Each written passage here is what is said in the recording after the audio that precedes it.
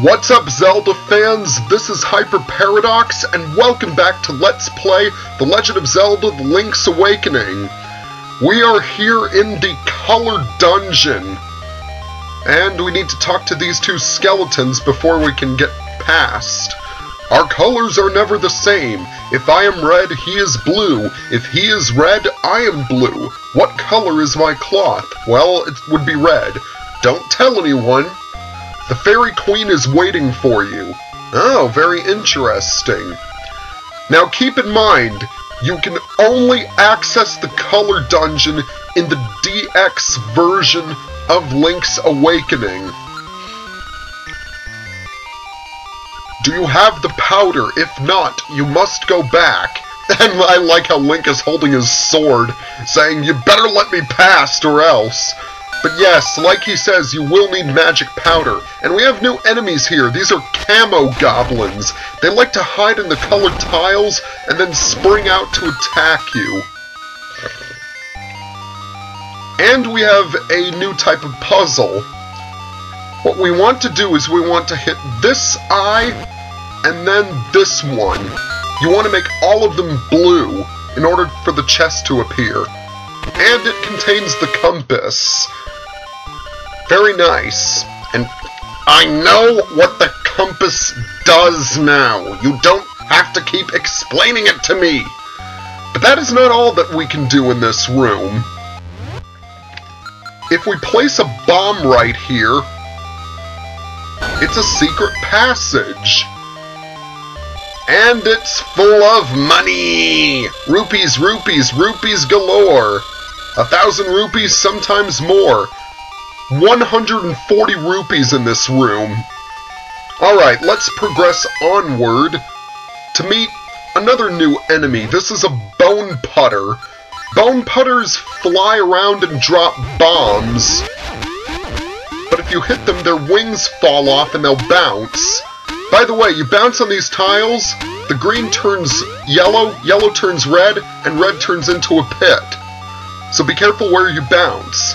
And now we have orb monsters right here. What you want to do is hit them, pick them up with the power bracelet, and throw them into the corresponding hole of their color. 1 and 2. And there's the stone beak. That's pretty cool. So we're actually going to head right up here and take out these guys, or... Alright. No, we aren't going to take out those... Ooh! Almost fell down the pit there. Alright, let's move on. Alright. 1, 2, 3. That's how you do it. And in case you don't know, here's the proof. Here is your clue. Make all the red blue. That's going to be the case with every one of those. Okay, so we have 3 more camo goblins in here. And that takes care of them. Now let's unlock the door. And here's a mini-boss. Boo! I am no weakling. Your pitiful sword is no match for me. Meet the giant Buzz Blob, one of 2 mini-bosses in this dungeon. Yes, this dungeon has 2 mini-bosses rather than 1. And, you fool! Your sword won't work! Try something else! Yes, your sword will not work on him. However, you should, if you know about it, you should know that Buzz Blobs are vulnerable to magic powder. And this one is no exception. When he lands, hit him with your sword. Not really a difficult fight, if you know what to do. But make sure not to stand too close to him when you're sprinkling the powder. And be careful of those thunderbolts he shoots out. And he's already gone! Very nice. So now that the giant Buzz Blob is defeated, let's go in here, move these stone blocks, and since that chest is surrounded by torches and statues, it must be important. It's not a dungeon item, by the way, but it does have the nightmare key, and that's pretty important too. Technically, this dungeon, the Color Dungeon, has a dungeon item, but you don't get it until the end, after you defeat the boss. Alright, so now we want to get into the room that we were just in, which is this one, except this time we want to go down right here. And we have some more camo goblins to defeat. I kind of wish they had more exclusive content to the DX rather than just the colored dungeon. Oh well, I suppose beggars can't be choosers. Okay, this chest contains a key. So that's all well and good. And if we take this imprint panel, I just want to check the map for a bit. No, not that map, the dungeon map. Okay, so we've got everything. Now we unlock this door, and we'll want to have our bombs for this. What a greedy fool! You want more power? A buffoon like you might as well give up and go home. Meet the Stone Hinox, also known as Dekudon in the official game guide. So he likes to jump up and down and send boulders after you, and every time he lands, he'll stun you. So be mindful of that. Now you can beat him with the sword.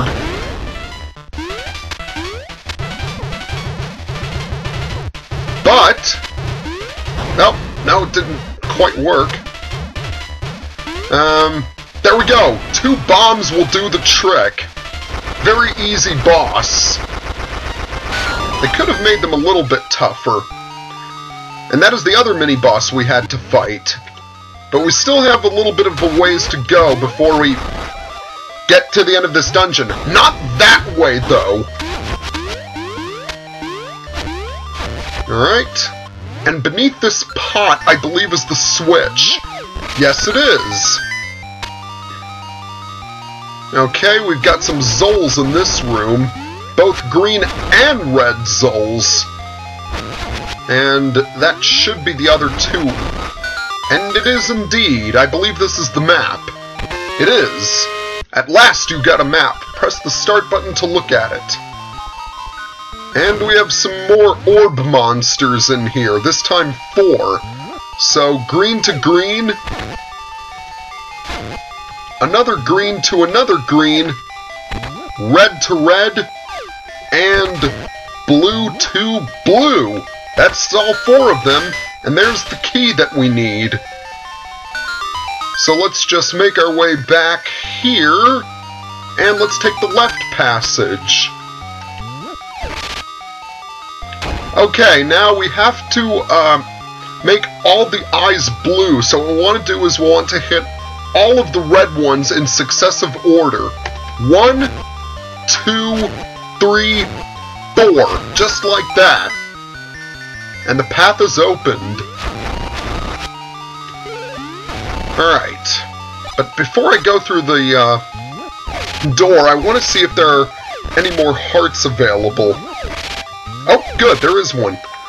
So let's go through here, and there is the boss door. Yeah, very short dungeon here, but that's to be expected given the fact that it is, in fact, optional.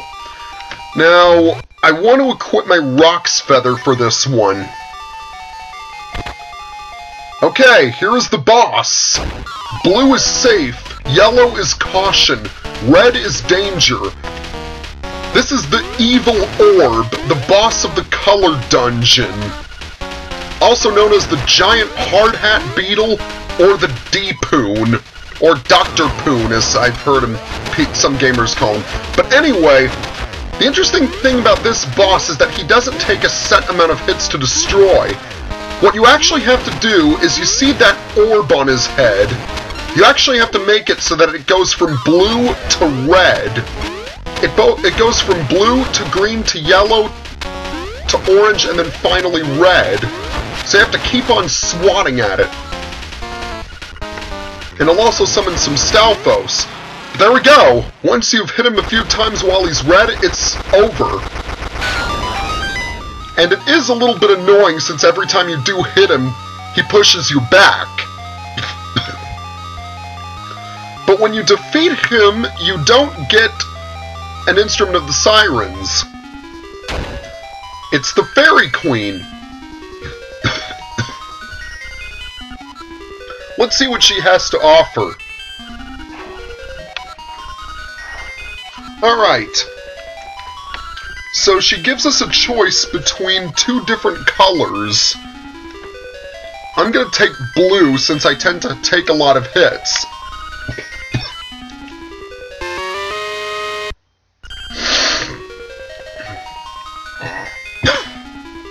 You've got the blue clothes. Your damage will be reduced by half. You see, when you clear the color dungeon, you actually get to change the color of your clothes. If you choose the blue clothes, you only take half as much damage. If you take the red clothes, the damage from your attacks gets doubled. So, in a sense, it's like having the blue clothes is like having a permanent guardian acorn, and having the red clothes makes it so that you'll have a piece, have a piece of power, always. Now I'm actually going to stop the video right here. So next time on Let's Play Legend of Zelda The Link's Awakening, we are going to get some more collectibles, progress through the trading sequence, and maybe even get to the 5th dungeon. So if you like my videos, give me a like or subscribe to my channel. For now, this is Hyper Paradox, signing off.